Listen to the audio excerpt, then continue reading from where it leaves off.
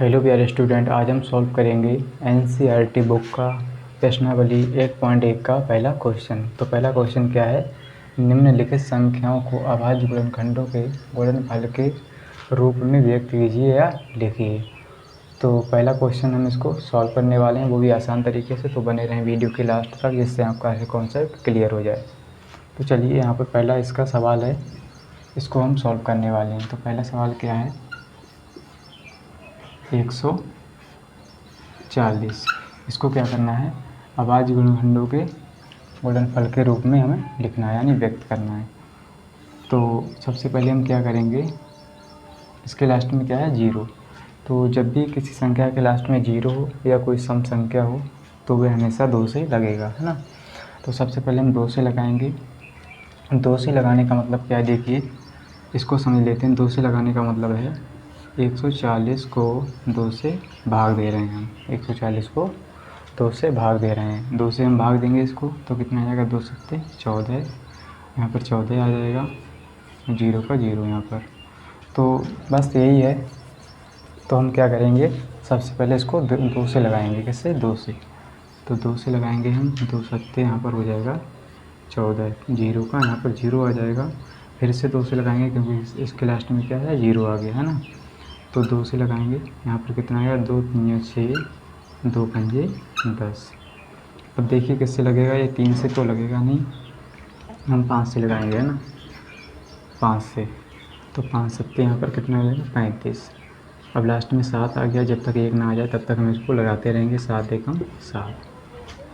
अब हमें करना क्या है, इनको जो है गुणा करके नीचे लिख देना है, यानी गुणा के रूप में लिख देना है।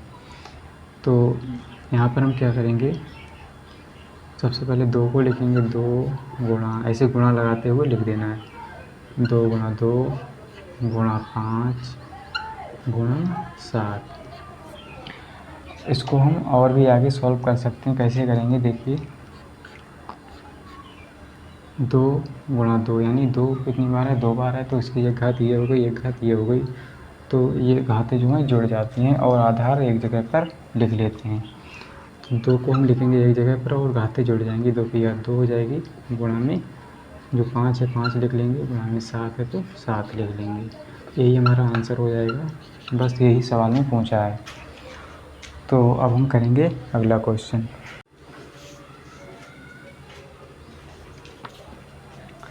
तो चलिए अब हम करेंगे दूसरा क्वेश्चन। तो इसको मिटा लेते हैं। अब क्या करेंगे, हम दूसरा क्वेश्चन सॉल्व करेंगे, है ना।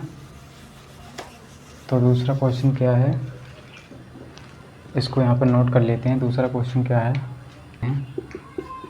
156। 156 इसको क्या करना है, इसको भी अभाज्य गुणनखंडों के गुणनफल के रूप में लिखना है, यानी व्यक्त करना है। तो सबसे पहले हम क्या करेंगे, वही तरीका है, मैंने आपको क्या बताया, अगर लास्ट में सम संख्या आ जाए तो वो 2 से लगेगी, यानी 2 से हम लगाएंगे। तो सबसे पहले 2 से इसको लगाएंगे। तो 2 सत्ते 14, एक में तो जाएगा ना, 2 सत्ते 14, 2 सत्ते यहाँ पर 14 हो जाएगा, 1 बचा, 2 अट्ठे 16 हो गया। फिर से 2 से लगाएंगे, लास्ट में किसी क्या है, सम संख्या आ गई। तो 2 3 6, 2 9 18। अब क्या करेंगे, देखिए 2 से तो लगेगा नहीं, हम 3 से लगाएंगे इसको। किससे, 3 से। तो 3 से लगाएंगे, 3 एकम 3 हो जाएगा और 3 3 9 हो जाएगा। लास्ट में कितना आ गया, 13। तो 13 आ गया, तो ये 13 से ही लगेगा, है ना। तो 13 यहाँ पे लिखेंगे, 13 एकम 13। अब क्या करेंगे, भाई सेम तरीका है कि इसको हम क्या करेंगे, लिख लेंगे। 2 गुणा 2 गुणा 3 गुणा 13। और इसको हम आगे भी सॉल्व करेंगे। कैसे करेंगे, इसके देखिए 2 कितनी बार है, 2 बार है। तो एक घात ये हो गई, एक घात ये हो गई। तो 2 की घात हो जाएगी 2, गुणा में 3 है और गुणा में 13। यही हमारा राइट आंसर है। तो ये हमारा आंसर आ चुका है। अब हम करेंगे तीसरा सवाल। तो तीसरा सवाल क्या है, इसको नोट कर लेते हैं। तो सबसे पहले इसको क्या करेंगे, मिटा लेते हैं, ना। तो इसको हमने मिटा लिया है। अब हम करेंगे तीसरा सवाल। तीसरा सवाल क्या है, इसको नोट करेंगे यहाँ पर 38 25 है ना। तो इसको हम सॉल्व करने वाले हैं। क्या करेंगे सबसे पहले क्या करेंगे, इसमें देखेंगे कि अगर लास्ट में सम संख्या है तो उसको हम 2 से लगाएंगे, अगर कोई विषम संख्या है तो हम क्या करेंगे 3 से लगाएंगे, है ना। 3 से लगा के देखेंगे पहले, अगर 3 से लगता है तो लगा देंगे। तो ये देखिए 3 से लगेगा या नहीं लगेगा। 3 एकम 3, 3 दूनी 6, 3 चौके 12, 3 एकम 3, 3 दूनी 6, 3 सत्ते 21, ये लग जाएगा, है ना। 3 से लग जाएगा। तो 3 से लगाएंगे, 3 एकम 3, 3 दूनी 6, 3 सत्ते 21, 3 पंजे 15 हो गया यहाँ पर। फिर से क्या करेंगे 3 से लगाएंगे, 3 से ये लग जाएगा। तो फिर से 3 से लगाएंगे, 3 चौके 12 हो जाएगा और 3 दूनी 6 हो जाएगा, 3 पंजे 15। अब किससे लगेगा, ये 3 से नहीं लगेगा, 3 से नहीं लगेगा। 5 से लगाएंगे, तो 5 से लगाएंगे हम 5 5 अट्ठे कितना होता है 40, कितना होता है 40। और यहाँ पे कितना बचा 2, तो 5 25 आ जाएगा, यानी 5 आ जाएगा, 85 हो गया। अब ये किससे लगेगा, फिर से 5 से लगाएंगे, इसको किससे लगाएंगे 5 से, फिर से 5 से लगाएंगे, है ना। तो 5 से लगाएंगे, 5 एकम 5, यहाँ पर कितना बचा 3, 5 सत्ते 35, यहाँ पर कितना हो गया 17 आ गया। तो हम क्या करेंगे, इसको भी 17 एकम 17 यानी 17 यहाँ पर आ गया। 17 से 17 एकम 17, जब तक लास्ट में 1 ना आ जाए तब तक हम इसको लगाते रहेंगे। तो यहाँ पर देखिए 3 कितनी बार है, 2 बार है, 5 भी 2 बार है, 17 केवल 1 बार है ना। तो हम क्या करेंगे, इसको लिख लेंगे 3 गुणा 3 गुणा 5 गुणा 5 गुणा 17, जो है उसको हम लिख लेंगे। अब क्या करेंगे, इसको आगे भी सॉल्व करेंगे, क्योंकि इसकी घात 1 है, इसकी घात 1 है, यानी 2 हो जाएंगे मिलकर, यहाँ भी 1 यहाँ भी, मतलब 2 बार हैं ये। तो हम क्या करेंगे, इसको आगे लिख लेंगे, है ना। एक घात ये हो गई, एक घात ये हो गई, तो कितना हो जाएगा 3 की घात 2 हो जाएगी, और गुणा में 5 की घात मतलब कितनी हो जाएगी 2, एक एक मिलकर 2 घात हो जाएगी, आधार केवल एक जगह पर रहेगा, है ना। तो यहाँ पर हो जाएगा इसके गुणा में और 70 है। तो यही है जो हमारा राइट आंसर है। तो चलिए अब हम करेंगे अगला सवाल। तो यही हमारा राइट आंसर है। अब हम करेंगे अगला सवाल। अगला सवाल क्या है, इसको नोट करेंगे। सबसे पहले इसको क्या करेंगे, मिटा लेते हैं, है ना। तो मैंने आपको बिल्कुल स्टेप बाय स्टेप समझाया है, इससे आपको समझ में आ जाए। तो चलिए अगला सवाल क्या है, चौथा, यानी जिसको नोट कर लेते हैं। चौथा सवाल क्या है, 5 00 और 5 यानी 5005।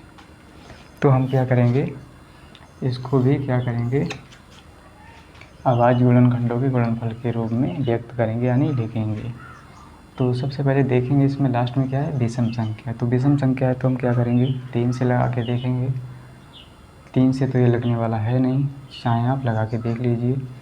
तो हम क्या करेंगे, ज़्यादा समय को ना गवाते हुए 5 से लगाएंगे, है ना। 5, तो यहाँ पर आएगा 5 एकम 5, 0 का 0, 0 का 0 आ जाएगा, 5 एकम 5। अब क्या करेंगे, अब देखिए किससे लगेगा, ये 5 से तो लगेगा नहीं, 3 से भी नहीं लगेगा, 7 से लगा के देखते हैं। 7 एकम 7, यहाँ पर 3 बचा, 0 हो गया, 7 चौके 28, 2 बचा, 7 में 21, 7 से ये लग गया। अब क्या करेंगे, हम 7 से लगा लिया, अब क्या करेंगे 11 से लगा के देखेंगे, है ना। 7 से ये नहीं लगेगा फिर से, तो हम क्या करेंगे 11 से लगाएंगे, है ना। ज़्यादा समय ना गवाते हुए क्या करेंगे 11 से लगा के देखेंगे। 11 एकम 11, यहाँ पर 3 बचा, 11 3 33। अब क्या लास्ट में 13 आ गया, तो 13 से ही लगेगा। 13 एकम 13, जब तक लास्ट में 1 ना आ जाए तब तक हम लगाते रहेंगे। तो हम क्या करेंगे, इनको लिख लेंगे, है ना। तो ये कितना 5 गुणा 7 गुणा 11 गुणा 13, यही जो है हमारा राइट आंसर है ना। यहाँ पर कोई डबल संख्या नहीं आई है, यानी 2 बार नहीं आई है, तो हम क्या करेंगे ऐसे ही लिख लेंगे। तो यही हमारा राइट आंसर है। अब हम करेंगे अगला क्वेश्चन। अगला क्वेश्चन हमारा 5, यानी क्या है सवाल नंबर 5, इसको मिटा देते हैं। तो अब हम करेंगे अगला क्वेश्चन हमारा 5 है, इसको नोट कर लेते हैं। 74 29 है ना, 74 29, इसको भी क्या करेंगे हम अभाज्य गुणनखंडों के गुणनफल के रूप में लिखेंगे यानी व्यक्त करेंगे। तो ये है सवाल नंबर 5। तो सबसे पहले हम क्या करेंगे, इस क्लास में क्या है विषम संख्या है तो क्या करेंगे 3 से लगा के देखें सर। सबसे पहले 3 से लगाएंगे तो 3 दूनी 6, 3 चौके 12, 3 सत्ते 21, लास्ट में 19 आ रहा है, 3 से नहीं लगेगा है ना। अब क्या करेंगे 5 से भी नहीं लगेगा तो 7 से लगा के देखेंगे। 7 कम 7, 7 चौके 28, 7 छंगे 42, 7 से भी नहीं लगेगा, लास्ट में 9 आ रहा है ना। तो हम क्या करेंगे इसको डायरेक्ट ज़्यादा समय ना गवाते हुए, ये 11 से भी नहीं लगेगा, हम क्या करें 17 से लगा के देखेंगे। 17 से है ना, 17 चौके 68 है ना, 17 चौक 68 और यहाँ पे कितना बचा 68 हो गया, कितना बचा ये 74 है तो 6 बचा और यहाँ पर कितना हो गया 62 है ना, कितना हो गया 62। तो 17 चौके 68 ज़्यादा हो जाएगा तो 17 तियाँ 51 हो गया। अब यहाँ पर कितना बचा, ये 62 था 51 तो कितना हो गया 9 उधर बचा और 2 11 हो गया, 11 और ये 9 यानी 119। और 17 सत्ते हो जाएगा 119। अब क्या करेंगे हम इसको किससे लगाएंगे, देखिए 1700 तो ये लगेगा नहीं, हम क्या करेंगे 19 से लगाएंगे।